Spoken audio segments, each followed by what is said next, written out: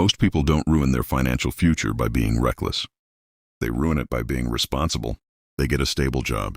They avoid debt. They keep their money in cash. They invest a little, but not too much.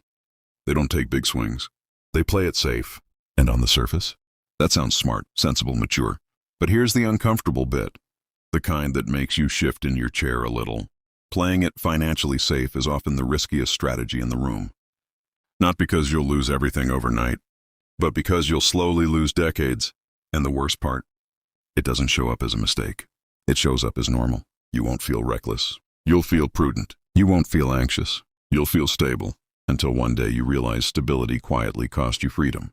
And this is where most people get it wrong, especially ambitious, smart 20-somethings who think they're doing everything right. Because the real risk isn't volatility. It's miscalculating what safety actually costs. Let's talk about it. 1. The comfort trap. Nobody questions.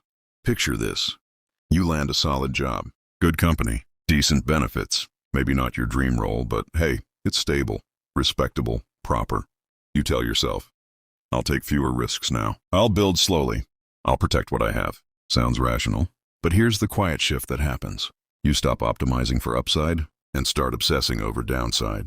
You move your money into ultra-safe accounts because markets feel too risky. You avoid asking for raises because you don't want to rock the boat. You delay starting that side project because income volatility feels scary. And slowly, without realizing it, you optimize your entire life around not losing. Pause for a second. When did don't lose become your primary strategy? See, safety feels calm in the short term, but over time, it compounds into something else. Stagnation. Inflation doesn't care that you feel prudent. Opportunity doesn't wait for you to feel ready. Cash loses purchasing power quietly. Skills decay when they're not stretched. Careers plateau when comfort becomes the goal. And here's the uncomfortable truth. If your income depends entirely on one employer, one industry, one economy, you are not safe. You are concentrated. And concentration risk is one of the biggest hidden risks in modern finance. Most people think investing in the stock market is risky, but relying on a single paycheck for 40 years? That's a full send. The irony? The person with diversified investments and multiple income streams often has less true risk than the person clinging to job security. And this is where it gets subtle. Because playing safe doesn't feel like fear. It feels responsible. But sometimes responsibility is just fear dressed in business casual. Let that sit for a second. 2. The opportunity cost you can't see. There's a cost to risk, but there's also a cost to avoiding risk. And this one is harder to see because it's invisible. Let's say you keep $50,000 in cash because markets make you uneasy. You feel secure, liquid, flexible. But over 10 years, inflation quietly erodes that money. Compounding quietly works against you instead of for you. You don't see a dramatic loss. You just see less progress than expected. This is the kind of loss that doesn't trigger alarm bells. It triggers confusion. Why do I still feel behind? Now zoom out. While you were protecting that 50K, someone else was steadily investing into diversified assets, broad index funds, global exposure, maybe even a small allocation to higher growth plays. They didn't gamble. They participated. Over time, their capital compounds. Yours sits. And here's where it gets real. Time is the only asset you cannot earn back. When you're 22, volatility is inconvenient. When you're 42, lost decades are expensive. Most people massively overestimate short-term risk and massively underestimate long-term risk. Short-term volatility feels loud. Long-term stagnation feels quiet. Which one do you think does more damage? This is where I need you to be honest with yourself. Are you avoiding risk? Or are you avoiding discomfort? Because growth always feels slightly unstable at first. The investor who builds wealth isn't reckless. They just understand something most people don't. The biggest risk isn't losing 20% in a bad year. It's missing 20 years of compounding. And this is where most viewers realize, this might be about me. Good. Stay with me.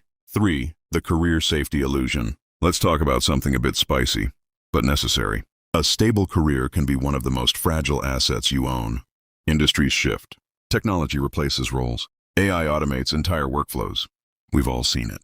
And yet many young professionals optimize their life around being indispensable to a company.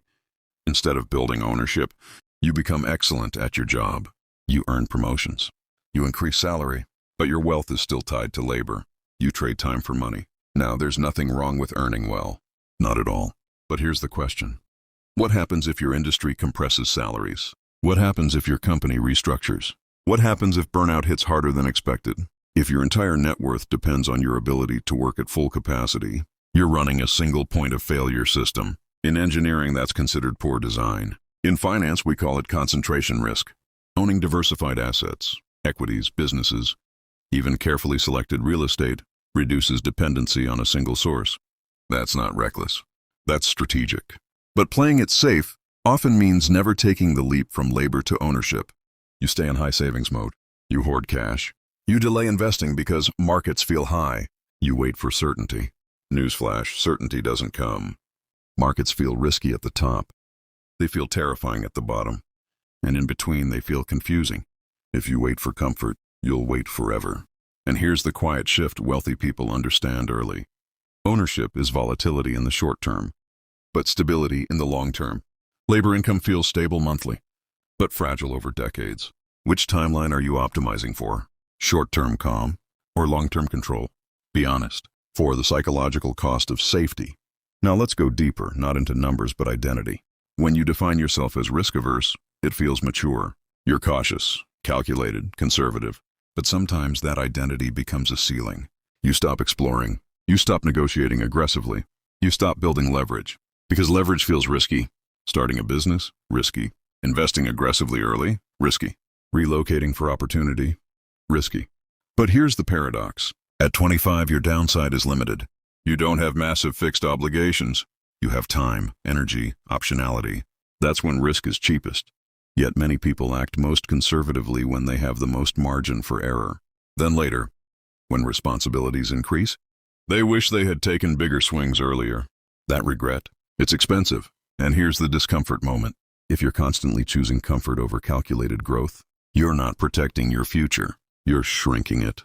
That doesn't mean YOLO trades or speculative nonsense. It means understanding asymmetry, limited downside, massive upside, long time horizon. That combination is rare, and youth has it by default. Playing financially safe often means mispricing that advantage. And once time passes, you can't rebuy it. So what does this actually mean? It doesn't mean quit your job tomorrow. It doesn't mean put everything into volatile assets. It doesn't mean reckless bets. It means recalibrating what safe truly means. Safe is not avoiding volatility. Safe is building systems that survive volatility. Safe is diversification, ownership, multiple income streams, long-time horizons. Safe is understanding that inflation, automation, and stagnation are risks too. And here's the shift that changes everything. Instead of asking, how do I avoid losing? Start asking, how do I build resilience? Resilience means your investments grow while you sleep. Resilience means a downturn doesn't wipe you out. Resilience means your lifestyle isn't dependent on one monthly deposit. This is where long-term thinking becomes your unfair advantage. Most people zoom into weekly market moves. We zoom out to decades. Most people panic at corrections.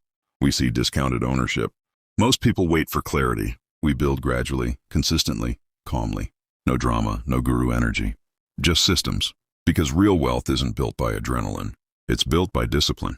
And here's the quiet confidence shift. When you own productive assets, broadly diversified, globally exposed, aligned with long-term growth, you stop fearing every headline. You start thinking in probabilities instead of emotions. You realize volatility is a feature of growth, not a flaw. And suddenly playing it safe doesn't mean avoiding markets. It means avoiding single-point dependency. It means avoiding wasted decades. It means avoiding the trap of comfort. The financially calm person isn't the one hiding from risk. It's the one who understands it, prices it correctly, and allocates accordingly. That's how you move from fragile to anti-fragile, from reactive to intentional, from anxious to composed.